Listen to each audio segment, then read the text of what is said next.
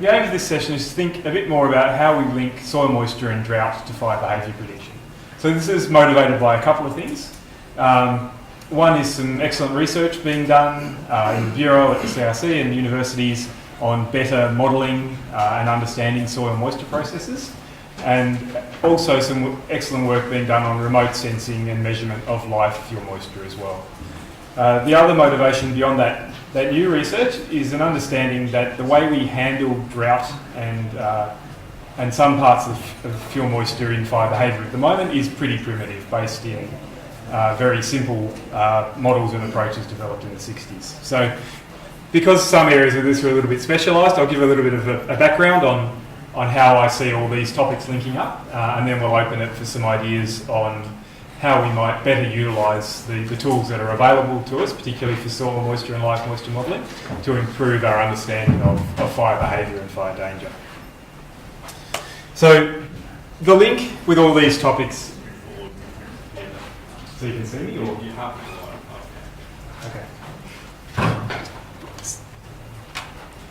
Okay, so the link here is fuel moisture. And by that we mean the water content of all the fuel that's being consumed by the fire, which we normally talk about as a percentage in terms of the frac relative to the amount of dry matter. In a very simple view, if the fuel's too wet, soggy after rain, it won't ignite in the first place.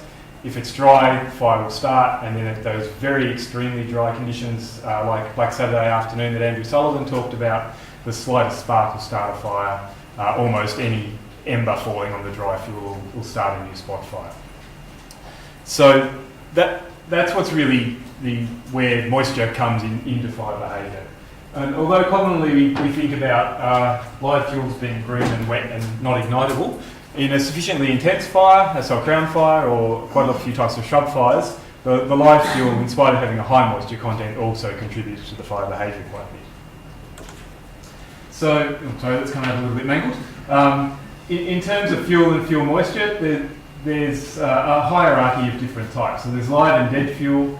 In live, you've got different strata associated with different species, from the grass up through shrubs to the canopy. And then on the dead side, we've got coarse and fine fuels. So coarse fuels, we're talking about down branches, down logs, peat fuels, things that are fairly large, that burn slowly, that respond to rainfall and drought over longer time periods. And then fine fuels, we've got things like litter and twigs and bark and stuff that are sitting on the surface or suspended above it.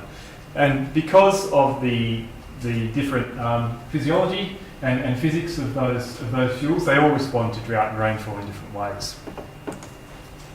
Okay, so we'll skip all that, basically just saying that things that are wet are less likely to ignite. So the link between dead fuel moisture and fire behaviour is pretty clear. With live fuel moisture, it's a little bit less clear. So we know that in grasses there is a strong effect that green sward of grass that's uncured is very unlikely to burn, but as the fuel dries out and a higher proportion of it becomes dead, it's more likely to burn. For other live fuel types, it's less clear. At laboratory scale measurements of individual leaves, moisture has an effect. At the landscape scale, looking at fire history across continents or countries, we see effects of live fuel moisture as well on the frequency and size of fire. At the intermediate scale of what's happening with a particular fire, it's less clear what effect live fuel moisture is having on that. And there has been some interesting research being done recently that I won't have time to delve into, that is starting to try and tease out why we see live moisture effects at the large and the small scale, but not so much at the intermediate scale. But one consequence of that complexity is that none of the operational fire behaviour models that we use in Australia directly have live fuel moisture content as an input.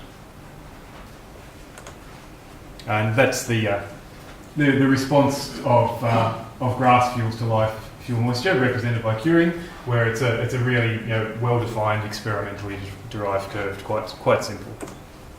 So, if we're looking at linking soil moisture to fire behaviour, there are a couple of different ways of thinking about it, at least to me. And we need to develop these links because in most cases the soil itself doesn't burn. we're using it as a helper to get to understanding the state of the things that do burn. So one way of thinking about it is that the water content of the soil affects a whole bunch of important fuel moisture processes in a direct way. So one is for the dead fuels, where you've got water in the soil, that will evaporate. That affects the relative humidity close to the ground, and that has an effect on the moisture content of the dead fuels themselves. The other area where there's an effect is that the soil water affects the availability of water for living plants, and that affects not just the moisture content of those plants, but also whether they're live or dead.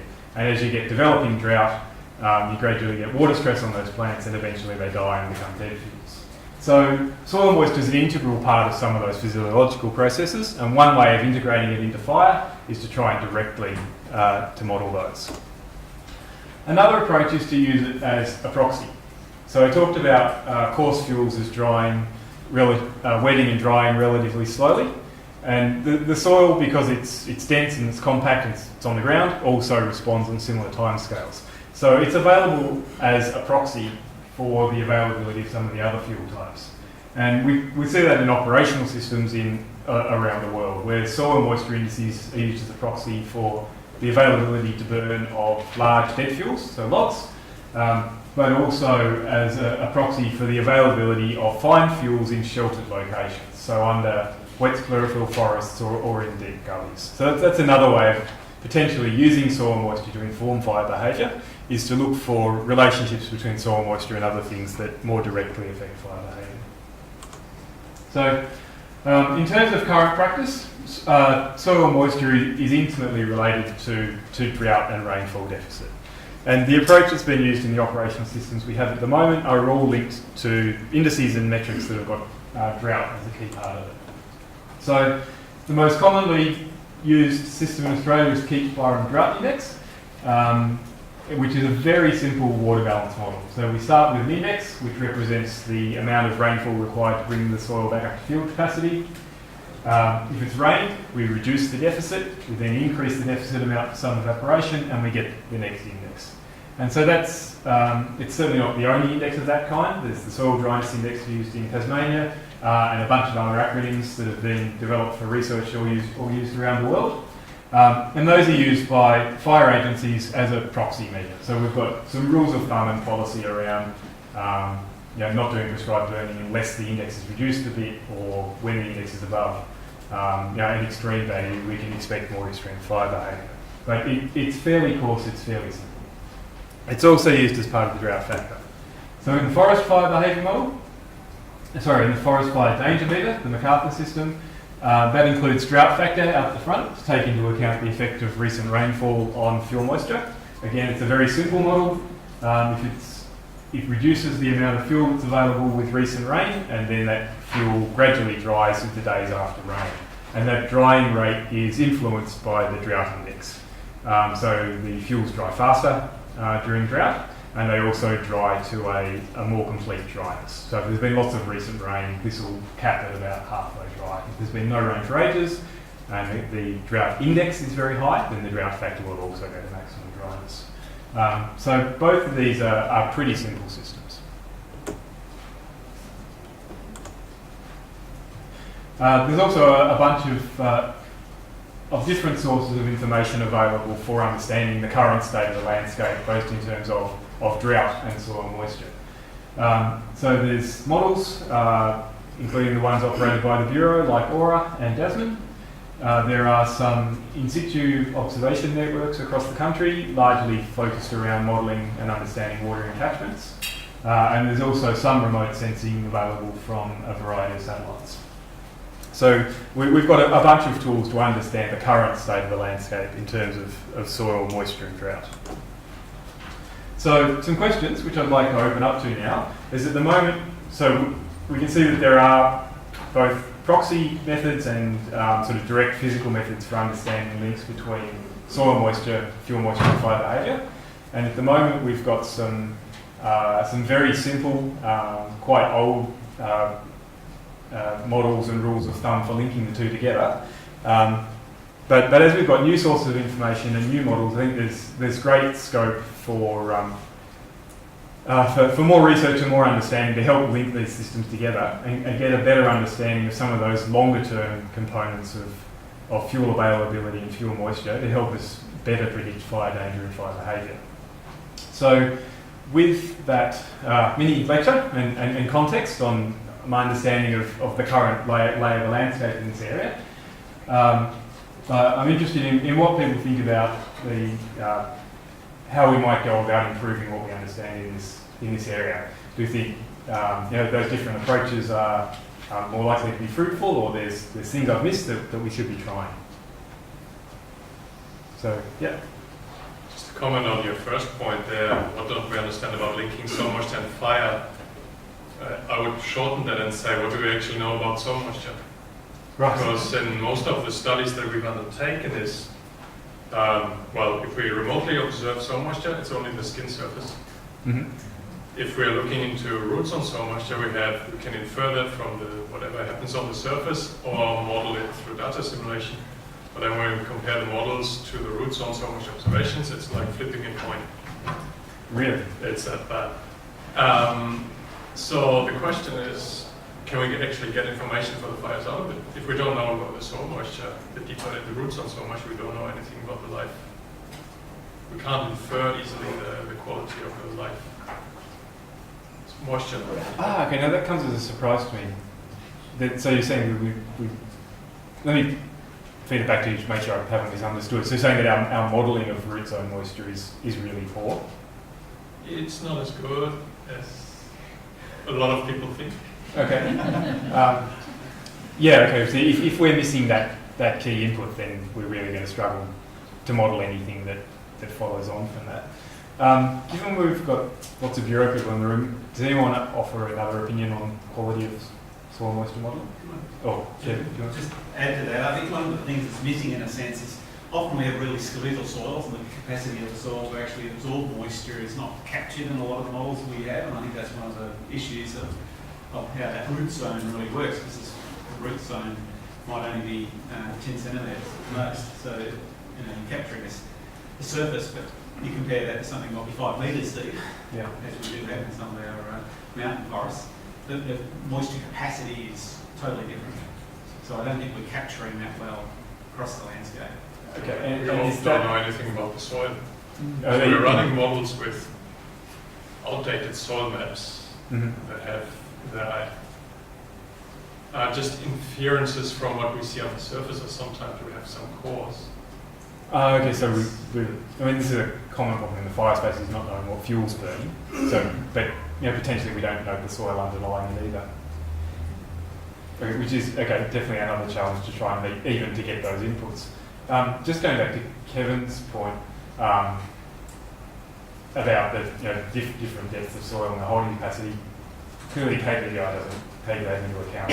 Is that something that a more modern soil moisture models might help to address? Well, I don't think they do, because we haven't really mapped the soils across the landscape accurately enough to be able to do that. So does that mean we should be going back to monitoring the state of the vegetation directly?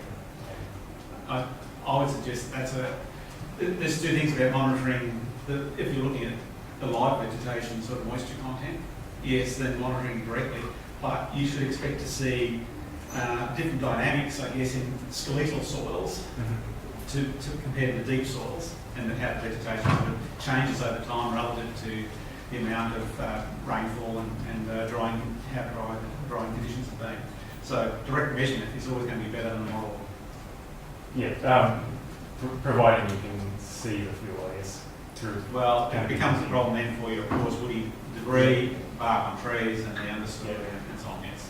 Yeah, and I guess for sheltered soaks and things in gullies. But, so do these challenges with soil moisture modelling suggest that we should maybe be trying to directly model the state of those heavy fuels and sheltered fuels rather than trying to use other drought indices as a proxy? I think that would be a smart way to go in the future. Because the other assumption is that the moisture stays where it is.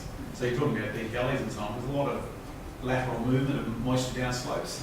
That's not captured in a lot of the models either necessarily. So again, that's all to do with soil depth and so on. So in catchments where it's been studied in detail, there are so few of those catchments across the landscape, it's very difficult to extrapolate that across the landscape if you don't have good soil mapping. Okay. So, yeah, Beth. I'll comment out of ignorance probably, but it seems like you would need both approaches to try and observe the vegetation, model the soil moisture, observe and just try and use as many constraints as you possibly can in an integrated model to get the best answer. I don't know whether we know the science well enough to do that or have the data that would support doing that, but it seems like where you have to go. And yeah, potentially with a linked system model like that. Yeah, it's Where- not one or the other. It's integrated. And there's potential there that, yeah, if you can monitor some components of the vegetation and they're way off, that might indicate that there's a problem with the soil moisture model and you could constrain that. Yeah, Paul. Just to reinforce what Beth's saying, it's important to do both, but because of what Kevin's saying, but also the thing that Jasmine developers, Pinot Kumar and India Darcy are saying is that, not only is the soil moisture important for fuel moisture, but it's an integral part of the whole Earth system, and is feeding moisture and energy backwards and forwards to the atmosphere. So it's important to get a handle on that, and the fact that we don't is not a reason to abandon it, it's a reason to spend more effort. Yes. I'd suggest. Yeah, and is it an important part of the land surface scheme for the coupled fire atmosphere models? Are they sensitive on some, or is that too long a time scale? I suspect it might be too long times. Using the same model of moderation Yeah, I'm aware of some work being done at the ANU coupling soil moisture onto fuel moisture models, and the extra water vapour coming out of damp soils does have an effect on those models during the drying phase in terms of making the fuels dry out at a more appropriate rate. And actually, sorry, one other thing I'd add to the discussion about aeronautics, because the knowledge about soils is our understanding of how organic soils work. So peats and their capacity to burn. Yes. Yeah. Yeah, sure. Just a couple of comments. Firstly, I was recently trying to use the National Soil Maps for some ecological research and discovered that pretty much they've been built on soil cores that have been drilled in agricultural sites. There's virtually no forest sites that have been used to construct those national soil maps, which is a real problem for forest ecology, also just study fire behaviour. So there's a challenge to try and improve that. Yeah. The soil, even depth, even understanding soil depth, we don't have a very good map of that. Secondly, a bit of research I did 2 years ago found that certainly in our sort of complex terrain areas, the role of slope and aspect were absolutely critical in determining both fuel and soil moisture under shading canopies. So I did 2 independent pieces of research, one looking at your fuel moisture model, and another one using a modified soil moisture model to try and predict, I guess, the spatial pattern of moisture in complex terrain. And then overlaying on top of that an observed pattern of burnt area from a prescribed burn in a catchment. And what I found was there was pretty good agreement between all 3 pieces of information. There was a dry and north-facing slopes for the things that were burning. So in principle, you could take any soil moisture model and build into it topographic information and do a whole lot better job than what we're doing. Okay, yeah, that would be, without worrying about some of the biases and long-term differences, being able to get some of that fine-scale information could really help. Just your point about ecology. Some of the talks I've listened to about carbon cycling and fire and climate change have raised the forest floor as an important store of carbon which is affected by fire. Is that understanding in those carbon budgets affected by our, what sounds like considerable lack of knowledge of the actual soil? I'm not sure how the national accounting is done for soil carbon, but I guess a lot of it will be done on the basis of like point sampling of specific areas and types of forest. We're trying to extrapolate that to the whole of Australia. Yeah, tricky. I don't know if they would use their grids for that necessarily. They're probably doing something a bit different. But they're certainly having good national maps of not only soil depth but also clay content, sand content. That would be really helpful. I think the standing biomass would give you a guide to how much soil there is in the moisture capacity. So, coming back to what Beth was saying before, I think the combination of actual mapping and measurement and then sort of modelling that to sort of fill the gaps, I think would be quite a powerful way to. And actually using the models to constrain what goes in the gaps. Sure. Yeah. Go back. I'm not 100%, but I think the way that carbon capture is done in soil is just in the top 5 to 10 centimeters, and generally in agricultural settings. I'm not 100%. I kind of vaguely remember that statistic. Okay. Yeah. Okay. Thank you. But, I mean, the thing is, we know that KBDI is imperfect. We know that it generalises and is often inaccurate. At least is there a least worst transition we can make? You're coming up with the best system. Okay, is an unachievable goal. We know there's a lot of limitations, but surely we could. There are some steps we could make that at least will ramp it up a bit, improve it by 50%.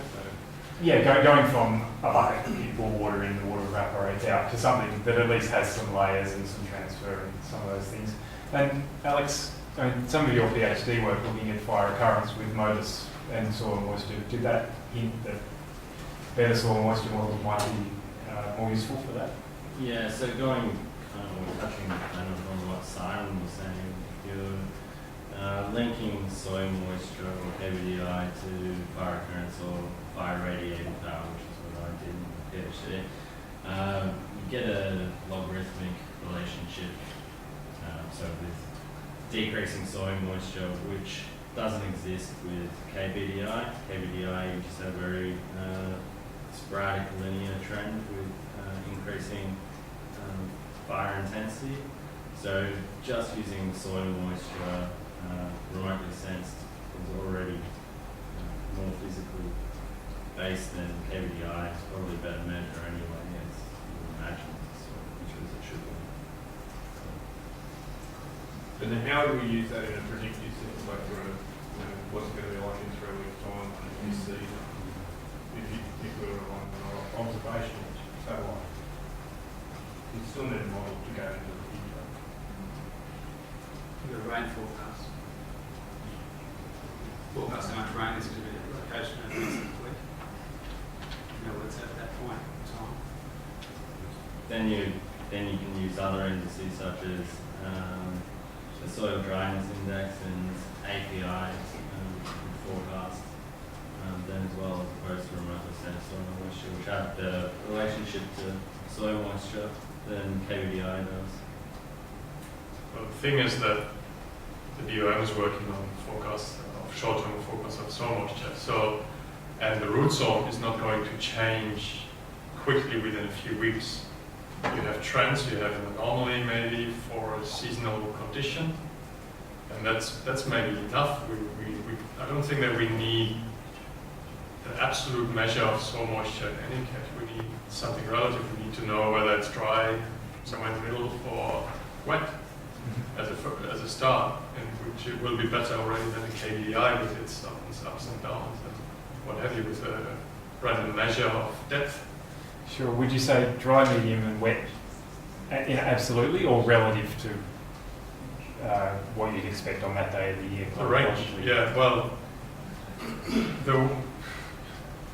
what we did, for example, at Météo France was we looked into anomalies in the range, in the dynamic range of a time window. So we knew there was the weather effect. So we had an anomaly, ups and downs, but we also knew where we would stand in the total dynamic range. So we could say that, drill back and say that window over time is similar to the standardized precipitation index. You just drill through time and you get an anomaly in that direction as well. Okay. And I don't think that you need much more because the vegetation is not that sensitive immediately to slowly changing roots on something. so the Bureau have produced similar things for KVDI for quite a few stations that are available. Is there anyone here who's used those operationally and found them to be useful or not? Because I guess the question there is we're again back to a relative index and needing to relate it to some actual thing that's happening out in the landscape. Mika. Oh, sorry, Mika then. I think that's part of the problem is that there's been a lot of advances in some of the technologies in terms of looking at measuring whether it's vegetation moisture or soil moisture in the last few years. But operationally, we're still stuck using the same system that we've been using for the past couple of decades. And in an operational context, the big problem with that is that you hit 10 on your drought factor in December, and then it doesn't rain for 2 months, and the soils and all the fuels are dry, but you're still sitting on the 10. So what happens above that drought factor of 10 in terms of what we see in terms of behaviour when it goes to 10 in December to where it's going to go to 10 in February? They're the same or an equivalent Yes. with the scenario. It's It's not going to be the same. No, I guess the question is, from the fire side, is what is it that we are trying to measure? What would we like to know? The drought factor is trying to get at that we're not getting.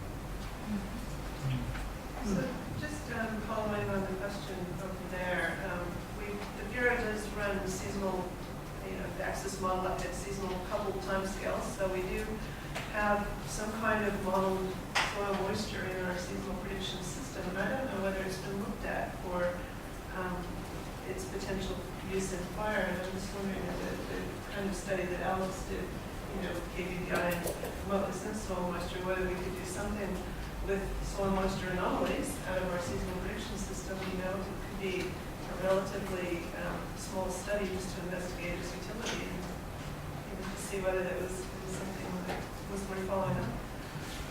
That sounds like an interesting idea. And generally looking at other approaches to doing seasonal forecasting, total rainfall, total anomaly, and that would be interesting. Paul, sorry, I missed you. Yeah. No, that's okay. Look, just relates to what Beth just said, but you asked before, is anyone using anomalies of effectively soil moisture? And Alan Wayne, probably a decade ago now, produced plots of soil moisture anomaly, SDI anomaly, that get looked at pretty closely by the agencies in Tassie. Just, it's one thing to have the absolute value of the soil moisture, but as you say, looking at the anomalies is often useful, and that's something that does happen. And so if you have potentially then forecast values of the anomalies, then that, as Beth is suggesting, that potentially can be quite a useful thing as well. Okay, and that's something that could be done with something like Jasmine, where you could forecast soil moisture anomalies using a model that has reliable physics, even if not all the inputs are perfect. And so it's potentially responding to the forecast, so medium range weather in a physically realistic way. Yeah, although I guess I have in the back of my mind a comment that made before about our actual soil modelling. I think the soil modelling in Access, I remember India saying is fairly rudimentary. Jeff, is that, do you know anything about that? No. All right, fair enough.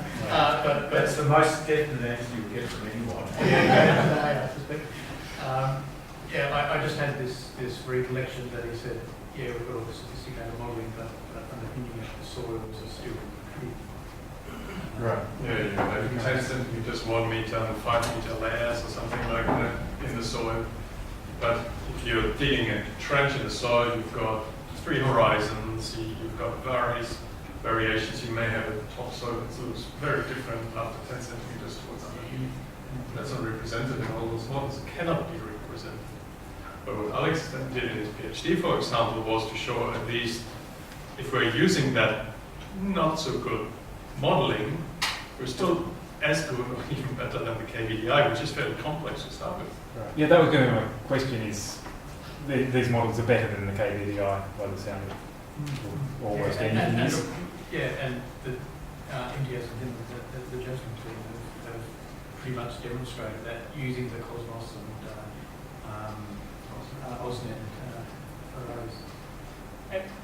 Yeah. I also think the relative root zone soil dryness, that relative concept communicates quite well, and perhaps not for fine scale applications, but certainly fire behaviour analysts in Victoria have really drawn on those to communicate the dryness of the east of the state this year, and we've had that relative root zone soil dryness really showing up as dry from very early on, and that was quite a powerful message that perhaps carried sometimes a little bit stronger than a Keach fire and drought index that's a bit less understood.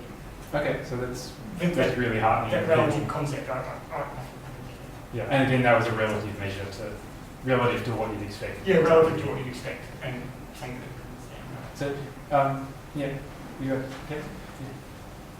I was just going to go back to something you said before about in terms of, how do you want to use this information anyway. I think the drought factor itself is a really dodgy sort of measure by any measure, but it's really only focused on surface fire fuel. Yeah.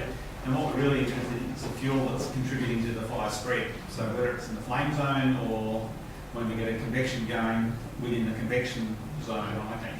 So we are looking at things like these drought indices or moisture indices to say how much of the live vegetation is going to be consumed, how much of that woody material is going to be consumed, how much bark on the stems of the tree is going to be consumed. That's what's missing from a lot of the 5-year sort of calculations at the moment, and they considerably add to 5-year. You're not going to find that in small-scale fire experiments. So, but you can actually, if you try to account for the amount of energy in the plumes and so on, you actually need to actually capture all of those elements of fuel that are contributing. And that's where I think these soil dryness indices work, because it's working at a broader scale. And what Sean was talking about before in terms of looking at the topography and so on, that gives you a lot more information about the finer scale. You need to know both about ignition probability and spotting potential and so on. That's sort of the finer scale thing. In terms of the power of a fire and how big it can grow and so on, that's a broader thing. So you don't need to know the information about the moisture so close. So I guess when Chris is talking about how powerful some of that root zone stuff is, that's looking at a broad scale, and it is very instructive in its own right. But there's a scale issue here that it's got the horses. And Phoenix does some of that fine scale stuff already, bringing in the elevated and the bark fuels.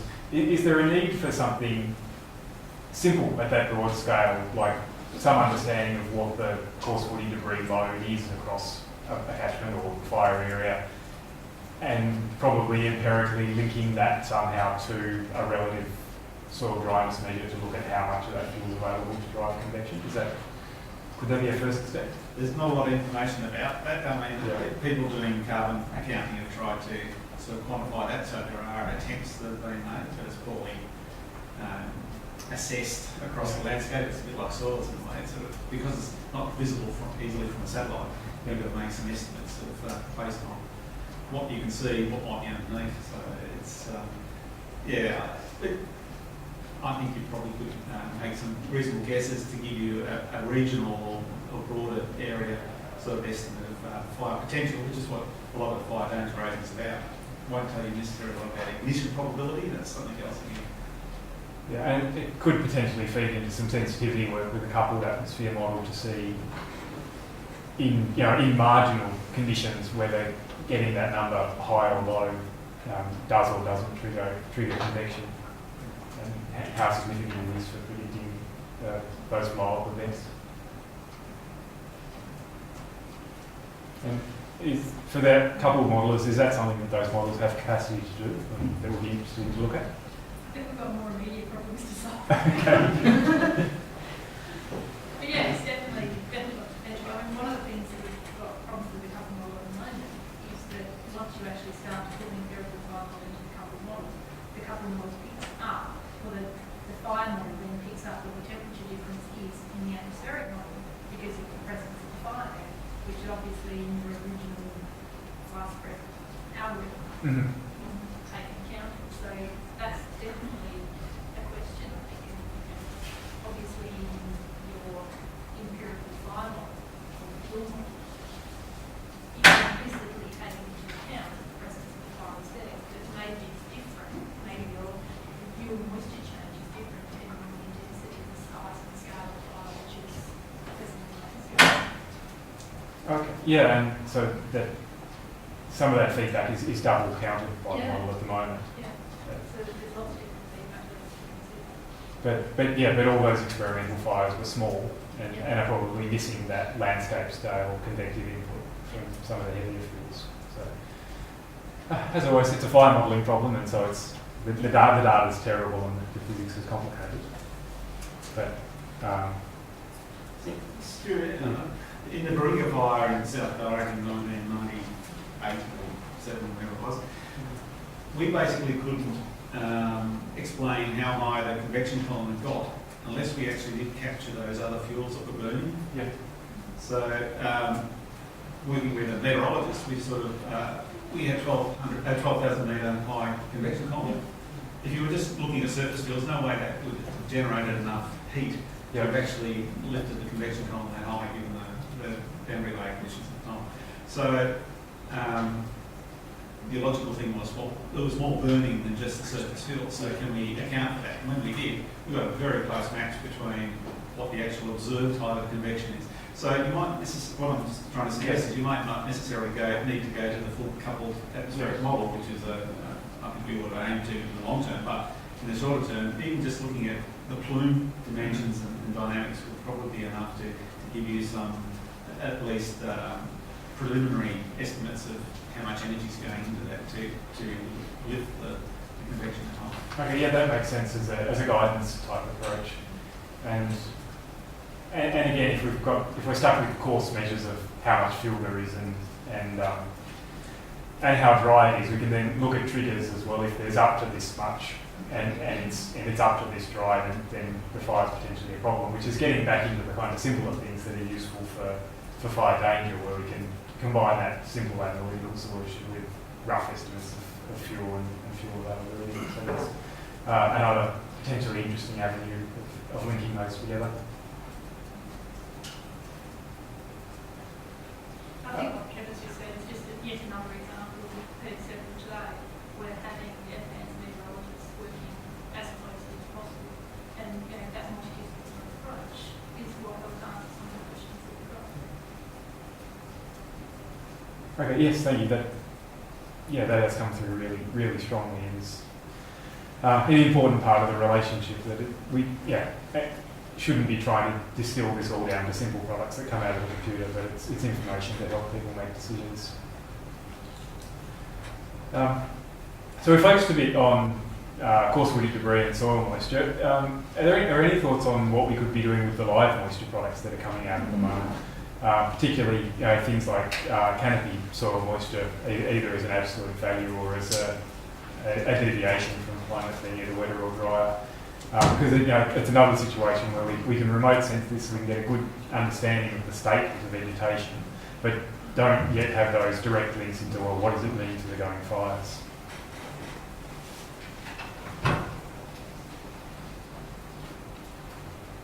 Or is that something that's maybe requires a bit more empirical study to see if we can accumulate some information on those and start linking them to fire severity and things and start looking for relationships?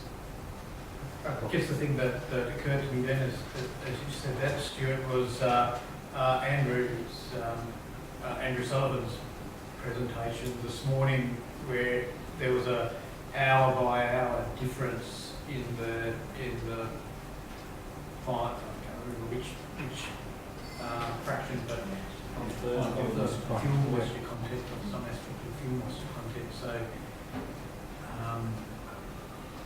obviously, that's something that needs to be managed on a very much sub-daily basis, and it's something that whether you can get that sort of information from a satellite at that sort of resolution temporal resolution?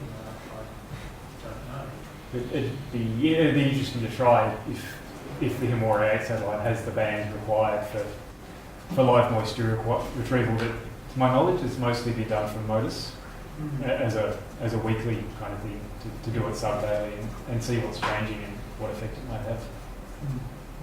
The only thing you can try is linking Himawari certain bands that are in the order of 1 kilometer to 2 kilometers, and then trying to come up with a relationship between the Modus observations and a high resolution. Or now because now we also have Sentinel-3, which gives you 300 meter resolution, perhaps at Modus, also in the thermal range. Yeah. But it's also polar orbiting, but you can start building a relationship, saying, well, if we see that with a high resolution, and we see this with Himawari, what if we see this with Himawari while there's no acquisition with the polar orbiting ones? Can we still infer something one way or the other? Yes, and that on the sub-data level might be useful for triggers for identifying potential crowding or things that show up in fire severity mapping that are important for firefighter safety. One of the things you could do is look at the thermal latency of the land surface observations from Himawari. That changes with moisture content. Okay. Could you expand on that? Well, the wetter the soil is lower, it responds to temperature changes, right? The object, whether it's soil or vegetation, when it's wetter, just the temperature gradient is not as steep as when it's dry. It's heating up or cooling down much quicker when it's dry. Oh, okay. So maybe you could infer something about the state of the fuels just from how the temperature changes during the day. If you have a good model behind it, a plant physiological model behind it, that can ingest that information. Potentially, you can get some information out of it about the moisture state.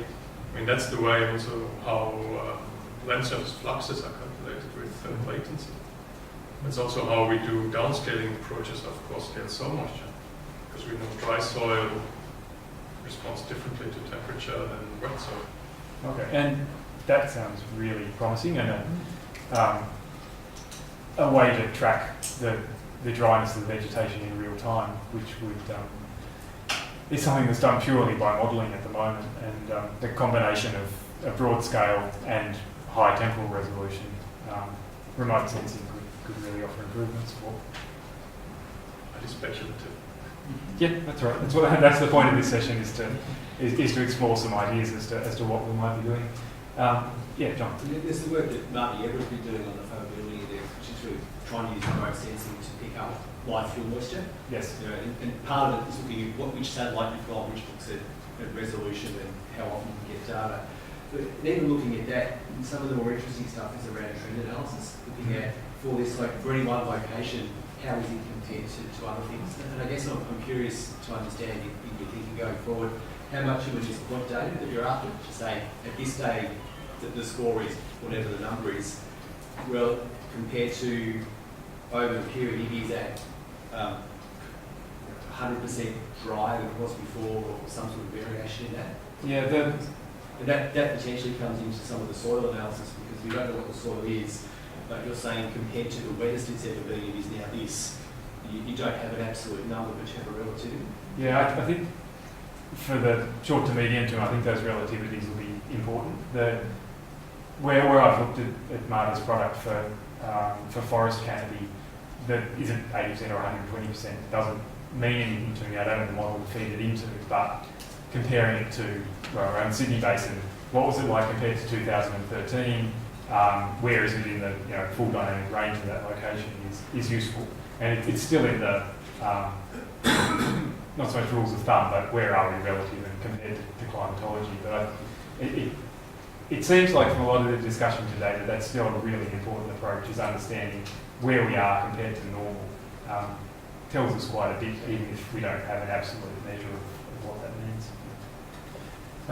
So we might wrap this up. Thanks everyone for your input. I've learned quite a lot more about some of the surface system modelling than I did before, and I think we do have a few promising leads for how we can interpret and build upon the products that are coming out at the moment. So thanks everyone.